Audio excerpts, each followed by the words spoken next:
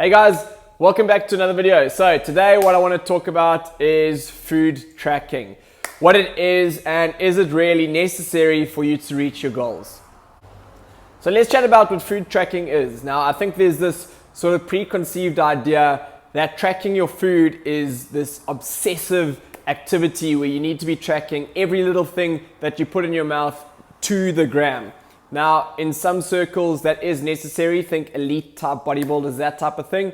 But in terms of general health, that's not necessarily the case.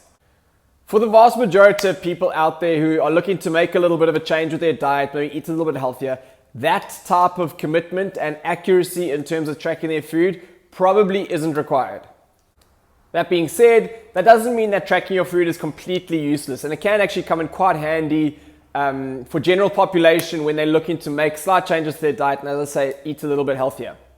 Now, tracking isn't necessarily the long-term goal. That's not what we're looking for. What we really want is for people to be happy, have a good relationship with their food and the nutrition and activity, and be able to stay healthy without having to track everything. That's the goal. That's what we're looking for. But that doesn't happen overnight. And tracking your food and what you're putting into your body is a useful tool to help us get to that.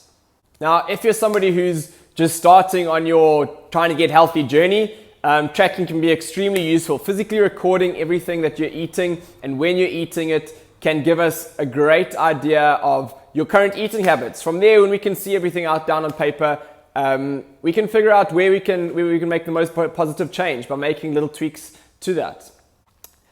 If you're somebody who's a little bit further along on that journey and you're at the point where you're able to just kind of eat intuitively and still stay at a comfortable body weight, sometimes life gets hectic and we fall off the wagon slightly. When this happens, that's also a great time to track. Take a week of your eating habits. What this is going to do is it's going to make you aware of what you're doing as you physically write it down. But over time, you're able to see what's changed slightly, and from there, you can make tweaks to get yourself back on track. What I've found is that just the physical act of recording and writing down what you're eating can have such a positive change. Seeing what you're doing and keeping a record of it makes you so much more aware and makes it so much more real. And to be honest, most people know at least a couple things that they can change in their diet.